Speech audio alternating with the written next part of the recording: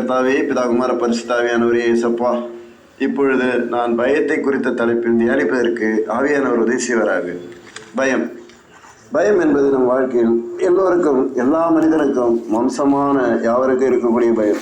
எல்லோரும் பயம் என்பது ஒரு மனதில் இருந்து கொண்டே இருக்கிறது. எல்லோர் வாழ்விலும் எதையாவது குறித்து நாம் எந்த நேரமும் பயந்து கொண்டே இருக்கிறோம்.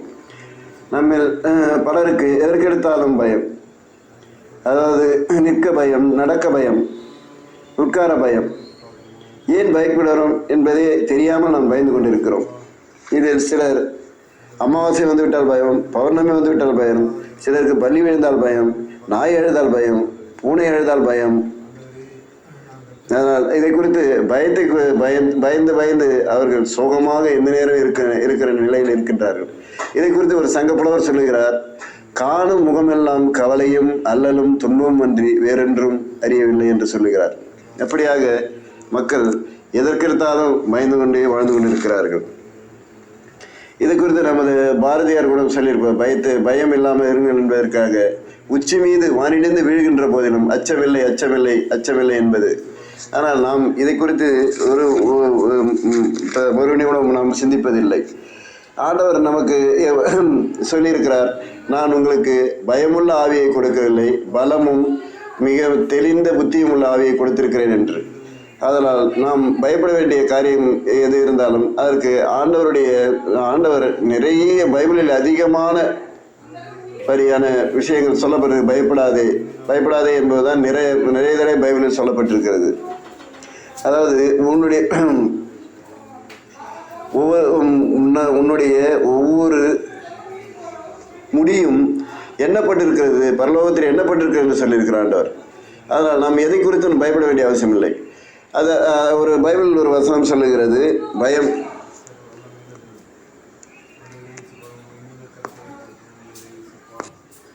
லூக்கா 12:25 சொல்லப்பட்டிருக்கிறது, கவலைப்படுவதனால் உங்களில் எவனும் தன் சரீர அளவோடு ஒரு குழந்தை கூட்ட முடியாது என்று.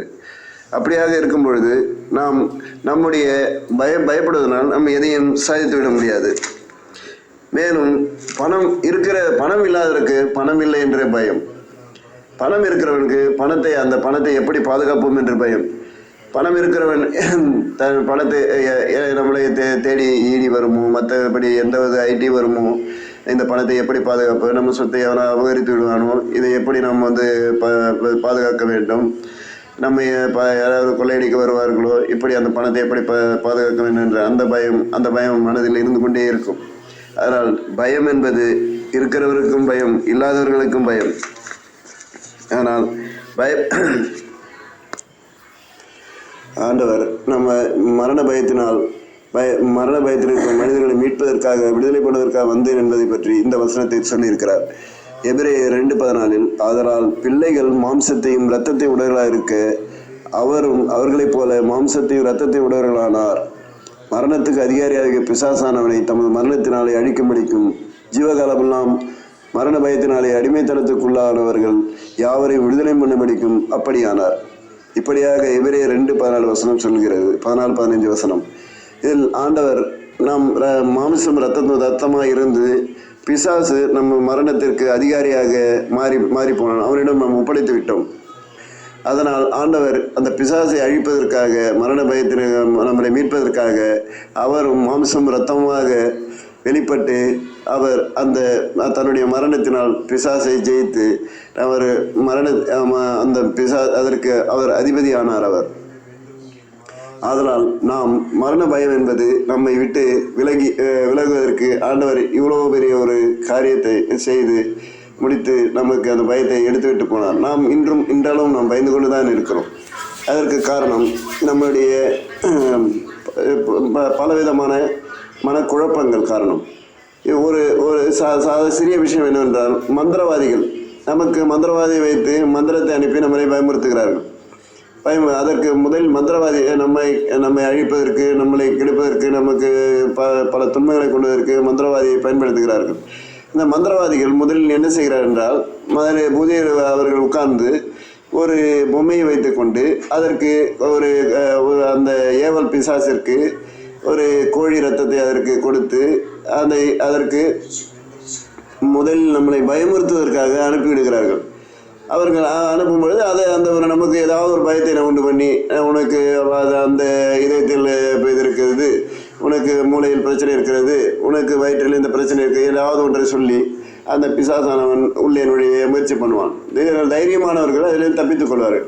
பயந்தவர்கள் அது பிசாசு தன் உள்ளே நுழைந்துவிடும். அது நுழைந்த பிறகு அவன் அங்கிருந்து தான் என்ன செய்ய நினைக்கின்றானோ அந்த காரியத்தை செயல்படுத்துவான். இப்படித்தான் மந்திரவாதிகள் தம் ஒவ்வொருவரையும் பயமுறுத்தி அதன் மூலயமாக பல அக்கிரமங்களையும் அநியாயங்களையும் செய்து கொண்டு வருகிறார்கள். இதை நாம் அறிந்து கொண்டால் அதிலிருந்து நம்ம மந்திரவாதத்திலிருந்தும் பில்லி சூன்யத்திலும் நாம் வெளிவர முடியும். ஆண்டவர் நமக்கு யோவான் 16:33 என்னிடத்தில் உங்களுக்கு சமாதானம் உண்டு இருக்கும் பொருட்டு இவைகளை உங்களுக்கு சொன்னேன். உலகத்தில் உங்களுக்கு உபத்திரம் உண்டு, ஆனாலும் திடன் கொள்ளுங்கள், நான் உலகத்தை ஜெயித்தேன் என்றார். அப்படியாக ஆண்டவர் இந்த உலகத்தில் நமக்கும் உபத்திரம் உண்டு என்று சொல்லுகிறார். இயேசு ஏற்றுக்கொண்டவர்களுக்கு உபத்திரம் உண்டு, ஆனால் திடம் கொள்ள வேண்டும். பயப்படக்கூடாது. பயப்பட்டால் நமக்கு பிரச்சனைகள் அதிகமாகிக் கொண்டே போகும். திடம் கொள்ளுங்கள், நான் உலகத்தை ஜெயித்தேன். ஆண்டவர் இந்த உலகத்தை ஜெயித்தார். உலகத்தின் பிசாசின் கிரியைகளிலிருந்து ஜெயித்தார், சாபக்கட்டிலிருந்து ஜெயித்தார், பாவக்கட்டிலிருந்து ஜெயித்தார். இப்படியாக ஆண்டவர் நம்மை தெரிந்தெடுத்து கொண்டு நமக்காக அவர் சாபமாகி அவர் இந்த உலகத்தை ஜெயித்தார். நாம் இந்த உலகத்தை ஜெயிக்க வேண்டுமென்றால் திடங்கொள்ளுங்கள் என்று சொல்லுகிறார் ஆண்டவர். நாம் திடமனதாக இருந்தால் இந்த உலகத்தை ஜெயிக்க முடியும். இப்படியாக ஏசாயா 41:10 சொல்லுகிறது, நீ பயப்படாதே, நான் உன்னிடையே இருக்கிறேன், திகையாதே, நான் உன் தேவன், நான் உன்னை பலப்படுத்தி உனக்கு சகாயம் பண்ணுவேன், என் நீதியின் வழக்கத்தினால் உன்னை தாங்குவேன். ஆண்டவர் பயப்படாதீர்கள் என்பதற்காக சொல்ல, பயப்படாதே, திகையாதே, நான் உன் தேவன், உன்னை பலப்படுத்தி உனக்கு சகாயம் பண்ணி என்னுடைய நீதிகளை உன்னை தாங்குவேன் என்று சொல்லுகிறார். இப்படியாக ஆண்டவர் அதே போல சங்கீதம் 46:1 தேவன் நமக்கு அடைக்கலமும் பலனும் ஆபத்து காலத்தில் அனுகூலமான துணையுமானவர். அதே சங்கீதம் 46:2 ஆகையால் பூமி நிலை மாறினாலும் மலைகள் நடுச்சமத்திட்டு சாய்ந்து போனாலும், சங்கீதம் 46:3 அதன் ஜலங்கள் கொந்தளித்து பொங்கி அதன் பெருக்கினால் பர்வதங்கள் அதிர்ந்தாலும் நாம் பயப்படுவோம் என்று சொல்லியிருக்கிறார். நாம் ஏன் பயப்பட வேண்டும்? பயம் எதனால் வருகிறது? பயத்திலிருந்து வெளியே வருவது எப்படி? நாம் ஏன் பயப்பட வேண்டும்? ஆண்டவர் சொல்லுகிறார் லூக்கா 12:26 மிகவும் அற்பமான காரியம் முதலாக உங்களில் செய்யக்கூடாது இருக்க மற்றவர்களுக்காக நீங்கள் கவலைப்படுகிறது என்ன? ஆண்டவர் நம்முடைய ரோமர் 8:38-39 மரணமானாலும் ஜீவனானாலும் தேவதூர்களானாலும் அதிகாரங்களானாலும் வல்லமைகளானாலும் நிகழ்காரியங்களானாலும் வருங்காரியங்களானாலும் உயர்வானாலும் தாழ்வானாலும் வேறெந்த சிருஷ்டியானாலும் நம்முடைய கர்த்தராகிய கிறிஸ்து இயேசுவின் தேவனுடைய அன்பை விட்டு நம்மை பிரிக்கக்கூடாது என்று நிச்சயித்திருக்கிறேன். இப்படியாக ஆண்டவர் வாழ்வானாலும் தாழ்வானாலும் மரணமானாலும் அதிகாரமானாலும் வல்லமை எல்லா காரியங்களும் நம்முடன் இருக்கின்றார். அவர் நம்முடன் இருக்கிறார் என்ற ஒரு இதை நம் மனதில் இருந்தால் நாம் பயப்பட வேண்டிய அவசியம் இல்லை. நாம் ஏன் பயப்பட வேண்டும்? பயம் எதிர் வருகிறது? பிசாசின் தந்திரங்களால் பயம் வருகிறது. அவன் மனிதனில் நுழைந்த பிறகு அவன் காதில் சொல்லிக் கொண்டிருப்பான், தற்கொலை செய்து கொள்ளு என்று. இப்படியாக பிசாசு பேசி கொண்டிருப்பான். சிந்தனை கட்டுவான். சிந்தனை கட்டி நீ அதை செய்ய இதை செய்ய சண்டை போடு, அதை குடும்பத்தை நஷ்டத்தை உண்டு பண்ணுவான். இல்லை என்றால் அவன் நஷ்டத்தை உண்டு பண்ணுவான், வருமானத்தை நஷ்டத்தை உண்டு, வியாதியை உண்டு பண்ணி பயமுறுத்துவான். இப்படி பல பயமுறுத்தல் வேலைகளை செய்வான். இவற்றையெல்லாம் நாம் ஆண்டவருடைய வசனத்தை கொண்டு அதை நாம் தியானித்து அதிலிருந்து நாம் எப்படி வெளிவருவது என்பதை யோசித்தோம் என்றால் நம் பயம் நம் மனதில் வருவதற்கு வாய்ப்பே இல்லை. அதனால் நம்மை எப்படி பயமுறுத்துகிறார்கள்? இப்போ ஒரு அரசியல்வாதி என்றால் மக்களை எப்படி அவர்கள் பயமுறுத்தி வைத்திருக்கிறார்கள்? அவர்கள் அறியாமையில் வைத்திருக்க வேண்டும். அவர்கள் கல்வி அறிவு கொடுக்கக்கூடாது. அவர்களுடைய வாழ்வாதாரங்களை உயர்த்தும் அந்த மாதிரி எண்ணங்கள் அவர்களுக்கு இருந்தால் அது நம்மை கேள்வி கேட்பார்கள், நம்மளுக்கு பிரச்சனை வரும். இவற்றையெல்லாம் செயல்படுத்துவதற்காக அவர்கள் அவற்றையெல்லாம் மேல் நோக்கி பார்க்க வேண்டும் என்றால் மக்களை அந்த ஒரு அறியாமையிலே வைத்துக்கொண்டு காலத்தை தள்ளி கொண்டிருப்பார்கள். இப்படி அதிகாரிகள் நம்ம எந்த ஒரு காரியத்தையும் உடனே முடித்து கொடுத்து இது பண்ணால் நம்மளை பயமுறுத்தி அதன் மூலயமாக அவர் மக்கள் ஒரு பயத்தில் இருந்தால்தான் அவர்கள் மற்றவர்களை மதிப்பாரும் அது பயந்து நடப்பார் என்பதற்காக பயத்தை கொண்டு பண்ணுவதற்குத்தான் எல்லோரும் நிறைய விஷயங்களை கற்றுக்கொள்கிறார்கள். மக்கள் அந்த பயத்தில் இருந்தால்தான் நம்மளுக்கு மதித்து நடப்பார்கள், நம்முடைய கீழே இருப்பார்கள் என்பதை அவர்கள் அந்த தெளிவாக தெரிந்து அதைப்படித்தான் செயல்படுகிறார்கள். இப்படியாக இப்போது நம்மளுக்கு வியாதி வரும் என்பதற்கு முன்பு நம்மளை மக்களை பயமுறுத்துவதற்காக இப்போது WHO என்று இருக்கிறது, வேர்ல்ட் ஹெல்த் ஆர்கனைசேஷன். இவர்கள் இப்போ இது ஒரு வியாதி அவர்கள் உருவாக்கிவிட்ட வியாதி வருவதற்கு முன்பு நமக்கு ஒரு வியாதி வரப்போகிறது, நீங்கள் எல்லாம் முன்னெச்சரிக்கையாக இருங்கள், இந்த வியாதி கொடூரமாக இருக்கும், இதிலிருந்து நீங்கள் தப்பித்துக் கொள்ள வேண்டும் என்றால் முகக்கவசம் அணிய வேண்டும், அதை அணிய வேண்டும், இந்த மாதிரி ஒரு செலவு, அதாவது அவர்கள் வருமானத்துக்காக நம்மளை பயமுறுத்தி அதன் மூலமாக நீங்கள் முகக்கவசம் வாங்க வேண்டும், கை கால் கழுவ வேண்டும், இதை செய்ய வேண்டும், அதற்கான சானிடைசேஷன் வாங்க வேண்டும். இதற்காக முன்னெச்சரிக்கை இந்த பொருட்களை விற்பதற்கு அவர்கள் முன்னெச்சரிக்கையான நடவடிக்கைகளை மேற்கொள்வார்கள். இப்படியாக மக்களை பயமுறுத்தி நாம் அதில் அடிமையாக இருந்து பயந்து கொண்டு வாழ்ந்திருக்கிறோம். ஆண்டவரை பலமுறை சொல்லியிருக்கிறார், பயப்படாதே என்பதுதான் அவருடைய வசனத்திலிருந்து நம்ம தெளிவாக தெரிந்து கொண்டிருக்கிறோம். உங்கள் இருதயம், யோவான் 14:1 சொல்லியிருக்கிறார், உங்கள் இருதயம் கலங்காது இருப்பதாக, தேவனிடத்தில் விசுவாசமாக இருங்கள், என்னிடத்தில் விசுவாசமாக இருங்கள் என்று சொல்லியிருக்கிறார். மேலும் சங்கீதம் 94:19 உன் உள்ளத்தில் விசாரங்கள் பெறுகிறது, உங்கள் ஆறுதல்களின் ஆத்மாவை தேற்றுகிறது.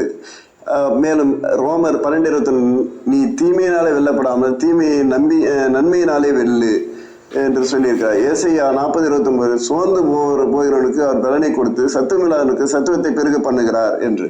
இப்படியாக ஆண்டவர் நம்மளுக்கு வசனம் மூலமாக அவருடைய வார்த்தையை நம்மை பலப்படுத்தி தேற்றுகிறார். நாம் பிசாசின் சத்தத்தை கேட்க முடிகிறது, நம்மால் நம் காதுகள் பிசாசு சொல்லுகிறது, அது சொல்லுகிறது என்று கேட்க முடியாது. ஆண்டவரின் சத்தத்தை கேட்க நம் கேட்க முடிவதில்லை. இதன் காரணம் ஆண்டவரிடம் நம்ம அதிகப்படியான நம்மளுடைய ஈடுபாடு, அவருடைய அன்பு, அவருடைய புரிந்தல், அவரை ஜெபம் செய்து அவருடன் ஒரு ஐக்கியம் இல்லாதனால்தான் நாம் பிசாசின் சத்தத்தை கேட்க முடிகிறது, ஆண்டவரின் சத்தத்தை கேட்க முடிவதில்லை. இப்படியாக பயத்தை குறித்து ஆண்டவர் பயத்திலிருந்து வெளிவருவதை குறித்தும் நாம் பயப்படாமல் இருப்பது, பயம் எதனால் வருகிறது என்பது குறித்தும் பல தெளிவாக தன்னுடைய பைபிள் வசனம் மூலம் விளக்கம் சொல்லி இருக்கின்றார். அவருடைய வார்த்தைகளை தியானித்து அதன் மூலம் நாம் நடந்து கொண்டு வந்தால் நம்மள எந்த ஒரு பயமும் இருப்பதற்கு ஒரு சிறு அளவு காரியம் நம் தென்படாது. நாம் மிகவும் பலமுடையவராக, நம்முடைய தைரியமானவர்களாக எல்லா பிரச்சனைகளையும் நாம் எதிர்கொள்வராக வாழ முடியும்.